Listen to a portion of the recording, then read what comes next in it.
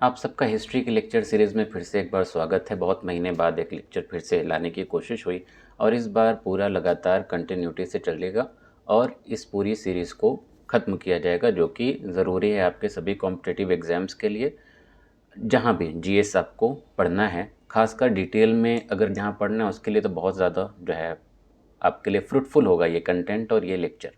तो आज हम लोग शुरू करेंगे मौर्यन एम्पायर। इससे पहले मगध साम्राज्य हम लोगों ने पढ़ा था। इसके अलावा एक्सटर्नल इन्वेजन जो हुए थे वो भी हमने पढ़ा था, जैसे कि पर्शियन इन्वेजन हो गया या फिर भारत में सिकंदर का आक्रमण। तो अगर पीछे का आपने लेक्चर नहीं देखा है तो आप बाद में देख सकते हैं। और आज हम लोग शुरू करेंगे मौर्यन एम्पायर। लेक्चर में लास्ट तक बने रहिएगा, पूरा देखिए। और चैनल को अगर आपने सब्सक्राइब नहीं किया है तो चैनल को सब्सक्राइब भी करें। तो मौर्यन एम्पायर का टाइम पीरियड जो था वो 321 बीसी से 185 बीसी था। और ये कह लीजिए कि अब भारत का ये एंशियंट इंडियन हिस्ट्री में पहला सबसे बड़ा एम्पायर था। और आज तक अगर एम्पायर्स की गिनती की जाए तो उन सभी एम्पायर्स में से सबसे बड़े एम्पायर में दो नाम जो आता है वो है आपका एक मौर्यन एम्पायर और दूसरा आता है आपका एक मुग़ल एम्पायर। आप यहाँ पे इसका इमेज देख सकते हैं कि कहाँ से कहाँ तक फैला हुआ था। अफ़गानिस्तान के कांधार से लेके या फिर ईरान के बॉर्डर तक आप कहिए, वहाँ से लेकर बंगाल तक फैला हुआ था। और साउथ में भी आप जो है केरला का और तमिलनाडु का कुछ एरिया छोड़ दें तो कर्नाटक तक ये पूरा एम्पायर, पूरा साम्राज्य फैला हुआ था। और ये सिर्फ ऐसा नहीं कि चंद्रगुप्त के टाइम पीरियड में है, ये बाद में धीरे धीरे जब अपने पीक पर पहुंचा तो उस वक्त उसकी हालत ये थी। हालांकि ये मैप जो है बहुत एक्यूरेट नहीं है, क्योंकि इसमें क्या हुआ कि बाउंड्री देख के पूरे एम्पायर का एक नक्शा बनाया गया, ऐसा कह सकते हैं। एक्चुअल में जो एम्पायर की जो साइज़ थी वो ऐसे थी, क्योंकि बीच बीच में ऐसे कई सारे एरियाज़ थे जो मौर्य एम्पायर के डायरेक्ट कंट्रोल में नहीं थे या उन पे उनकी सॉवरेनिटी नहीं थी। तो एक्चुअल ये एम्पायर की साइज़ है। ऐसे देखने में एम्पायर कुछ ज़्यादा ही बड़ा लगता है, बट एक्चुअल में एम्पायर ये था। शुरुआत कैसे हुई, कैसे ये इतना बड़ा एम्पायर बना, इसमें एक सबसे बड़ा फेमस नाम आता है अशोक का। अशोक द ग्रेट बोला जाता है। हालांकि उससे भी ज़्यादा महान आई थिंक अशोक के पिताजी यानी कि चंद्रगुप्त मौर्य थे। रीज़न ये है क्योंकि चंद्रगुप्त मौर्य का कोई ऐसा बैकग्राउंड नहीं था। अशोक का तो एक बैकग्राउंड बनता है कि हाँ, बाप से विरासत में मिली चीज़ें। चंद्रगुप्त मौर्य के पास ऐसी कोई चीज़ें नहीं थी। वहाँ से उठना, आगे बढ़ना और इतना बड़ा एम्पायर खड़ा कर देना, तो ग्रेटनेस चंद्रगुप्त मौर्य की ज़्यादा बनती है। हालांकि उसमें जैसे चाणक्य का रोल भी है तो वो अशोक के टाइम पीरियड में भी है। तो चाणक्य का रोल तो है, ठीक है, सारी चीज़ें देखने की कोशिश करेंगे। और चंद्रगुप्त को खास हम क्यों और जो है तरजीह दिए, इम्पोर्टेंस दिए उसकी ग्रेटनेस के लिए, वो भी हम साथ में समझने की कोशिश करेंगे। तो सबसे पहली चीज़ तो हमको ये समझनी है कि मौर्यन एम्पायर जो है उसके बारे में हमको चीज़ें कैसे पता चलती हैं, कौन थे, कहाँ से आए, और पूरे एम्पायर की हिस्ट्री हमको कहाँ से पता चली, या चंद्रगुप्त मौर्य ही कौन था, उसका बैकग्राउंड क्या था। खासकर उसकी कास्ट को लेके बहुत सारे जो है कॉन्फ्लिक्ट हैं हिस्टोरियंस में कि उसकी कास्ट एक्चुअली में क्या थी। तो पहले तो हम लोग यही समझने की कोशिश करेंगे कि चंद्रगुप्त मौर्य था कौन, उसकी ओरिजिन कैसे हुई, कैसे ये जो है मैदान में उतरा और इतना बड़ा एम्पायर जो है चलाने वाला एक शासक बना। तो अलग अलग सोर्सेज हमारे पास हैं, बुद्धिस्ट सोर्सेज हैं, जैन सोर्सेज हैं, हिंदू सोर्सेज हैं और कुछ सेकुलर या ग्रीक सोर्सेज भी हैं, जो चंद्रगुप्त मौर्य को अपने अपने तरीके से सब लोगों ने परिभाषित करने की कोशिश की है। पहली चीज़ अगर देखें बुद्धिस्ट सोर्सेज में, तो महावंश, दीपवंश और दिव्यवदान जैसे बढ़िया जो बेहतरीन सोर्सेज हैं, उसमें चंद्रगुप्त मौर्य को क्षत्रिय बताया गया। और क्षत्रिय अब कहाँ का बताया गया, पिपली वन, आपने नाम सुना होगा जगह का। वहाँ पे एक वंश था जिसको बोला जाता था मौर्य वंश। तो ऐसा माना जाता है कि चंद्रगुप्त मौर्य वहीं से बिलोंग करते थे। अब चूंकि मौर्य वंश से बिलोंग करते थे इसलिए वो मौर्य टर्म अल्टीमेटली चेंज हो गया मौर्य में, और क्या कहलाए वो, चंद्रगुप्त मौर्य। मौर्य एक तरीके से रिपब्लिक था महाजनपद पीरियड में, और यहीं से ये माना जाता है कि ये जो है वंश आगे बढ़ा। लेकिन इसमें जो क्वेश्चन उठता है वो ये उठता है कि मौर्य वंश, ठीक है, मौर्य शब्द आ गया, लेकिन मौर्य साम्राज्य की एक बहुत बड़ी निशानी थी मोर, मयूर। तो मौर्य क्लैन का मयूर या मोर से कोई कनेक्शन नहीं था। तो मौर्य साम्राज्य का जो सिंबल था मोर, वो मोर और मौर्य दोनों का जो रिलेशन इस्टेब्लिश होना चाहिए वो रिलेशन यहाँ पे इस्टेब्लिश होता हुआ नहीं दिखाई देता। तो इसलिए ये मौर्य क्लैन वाले जो थियरी है इसको बहुत सटीक और सही नहीं माना जाता। वहीं कुछ और बुद्धिस्ट सोर्सेज हैं जो मानते हैं कि मौर्यों का कनेक्शन साक्यास ऑफ कपिल वस्तु से था। कपिल वस्तु कहाँ पे? वहाँ से जहाँ गौतम बुद्ध बिलोंग करते थे।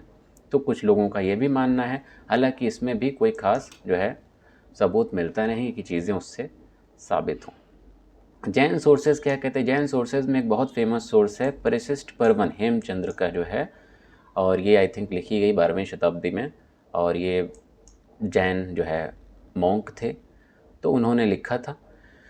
इसमें चंद्रगुप्त मौर्य को एक छोटी कास्ट या लो कास्ट का बताया गया या वैश्य बताया गया। मतलब क्षत्रिय तो जैसे अपर कास्ट हो गए, ब्राह्मण अपर कास्ट हो गए, उससे छोटे जितने होते हैं वो लो कास्ट के माने जाते हैं, शूद्र को जो है और लो कास्ट माना जाता है। तो मोस्ट प्रोबेबली ये लो कास्ट का इसमें जो जैनों का ग्रंथ जो है किताब है उसमें माना गया, और ख़ासकर परिशिष्ट पर्वन इसमें ज़्यादा डिटेल देता है और ये भी बताता है कि वो कहाँ से बिलोंग करते थे। जैसे उसमें उन्होंने जिक्र किया कि पिपली वन में एक मयूर वो था, पिकॉक चार्मर था।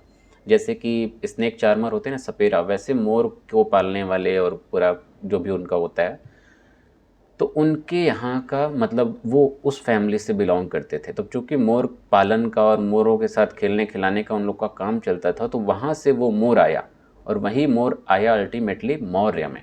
तो ये थोड़ा ज़्यादा बेटर एक्सप्लेनेशन देती हुई थियरी है, और इसको बहुत सारे लोग कहीं ना कहीं मानते भी हैं। और इसके अलावा जो है जैन सोर्सेज हैं वो चंद्रगुप्त मौर्य के जीवन की आखिरी फेज़ था उसके बारे में भी कुछ बातें करते हैं। जैसे कि कल्पसूत्र, इसमें बताया गया कि चंद्रगुप्त मौर्य ने अपने जीवन के अंतिम फेज़ में कैसे जैनिज़्म को स्वीकार किया, जैन धर्म में वो चले गए।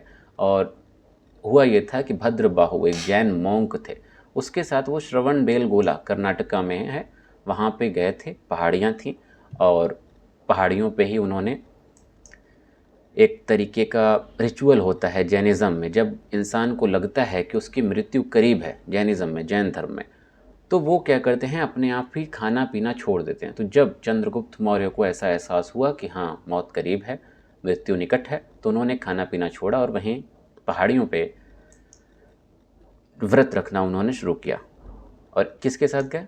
भद्रबाहु के साथ। और अल्टीमेटली फिर उनकी डेथ हो गई। और जिस पहाड़ियों पे उन्होंने ये सारा काम किया, आज उसको बोला जाता है चंद्रगिरी की पहाड़ियाँ। तो वो नाम जो है चंद्रगुप्त मौर्य से आया, जो वो वहाँ पे पूरी जो घटना घटित हुई उसकी वजह से। तो बहरहाल जैन सोर्सेज अल्टीमेटली क्या कह रहे हैं कि ये शूद्र हैं या छोटी जाति के थे।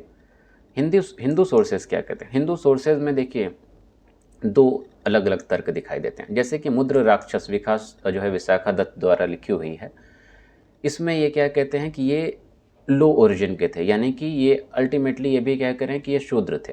और कहीं कहीं जगह जो है वर्ड आता है कुलहीन, वो लोग जिसका कोई कुल नहीं है, बिना कुल के हैं, बिना वंश के हैं। वहीं जो पुरानाज हैं उसमें जिक्र किया गया कि वो क्षत्रिय ओरिजिन के थे। और क्षत्रिय ओरिजिन में इस थियरी को जैसे को रिलेट कर दिया गया किससे, ये जो बुद्धिस्ट थियरी थी पिपली वन वाली, उसी थियरी से कनेक्ट किया हो गई ये थियरी अल्टीमेटली। और दोनों थियरी एक मजबूती के साथ सामने आई, बट फिर भी इस थियरी को उतनी मजबूती के साथ नहीं माना जाता, क्योंकि और एक थियरी है, विष्णु पुराण पे कमेंट्री है, और इसके अलावा मत्स्य पुराण में इस बात का जिक्र किया गया है, और उसमें और ज़्यादा डिटेलिंग की गई और बताया गया कि चंद्रगुप्त मौर्य की माँ का नाम मूरा था, और मूरा एक शूद्र थी। तो मूरा अगर शूद्र थी तो उससे पैदा होने वाला बच्चा भी शूद्र होगा।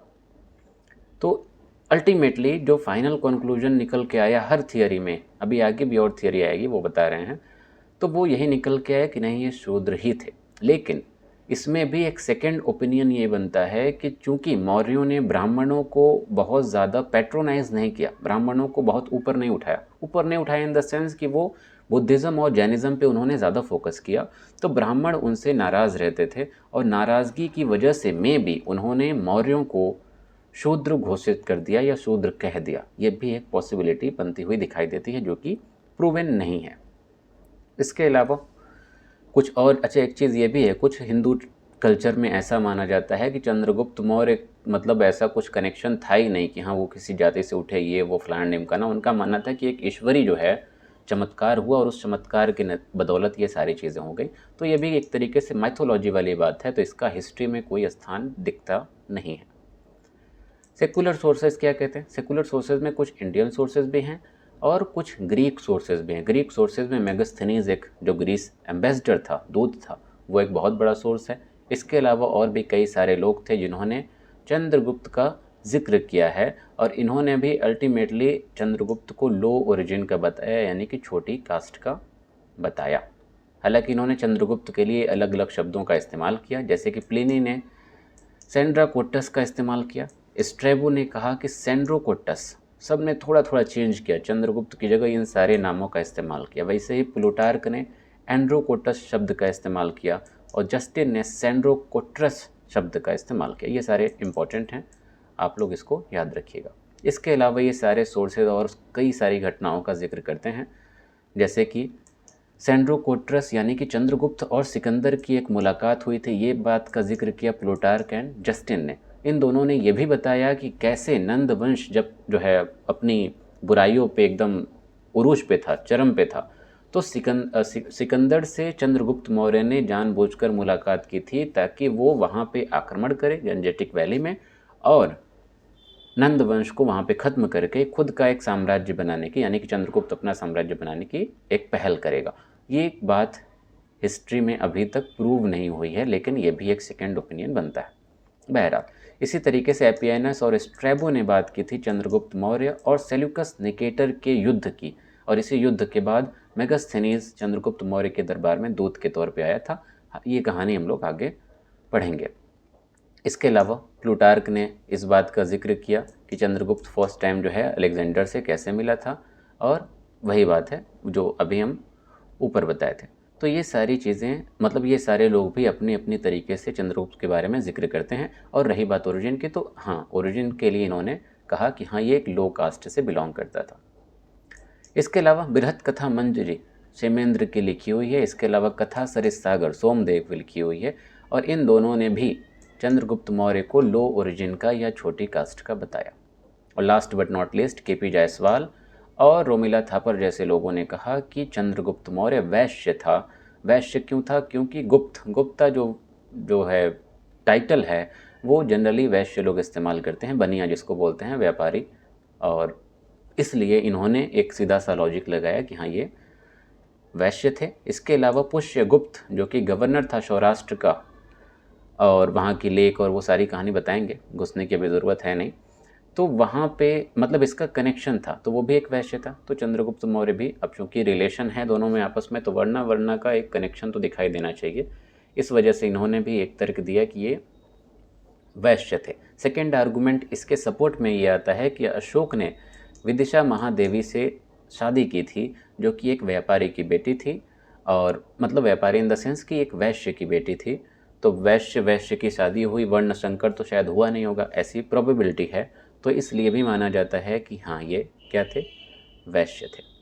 ठीक है, तो ओवरऑल अगर हम सारी थियरीज़ को देखें तो उन सारी थियरीज़ को देखकर एक कंक्लूजन कहीं ना कहीं इस तरफ सपोर्ट करता है कि हाँ ये लोग लोअर कास्ट से बिलोंग करते थे, प्रोबेबली ये शूद्र ही थे, क्योंकि मोस्ट ऑफ द थियरीज़ भी यही कह रही हैं। और जिनकी थियरीज़, मतलब जो थियरी ज़्यादातर एक ही तरफ पॉइंट आउट कर रही है, तो उसी को मानना ज़्यादा सही है। और मोस्ट ऑफ द हिस्टोरियंस इस बात को एक्सेप्ट करते हैं कि हाँ मौर्य जो है शूद्र ही थे। और बाद में जो है जब पुष्यमित्र शुंगा आया तो ब्राह्मण का जो है ब्राह्मणिज्म एक उमड़ के आया, इमर्ज हुआ।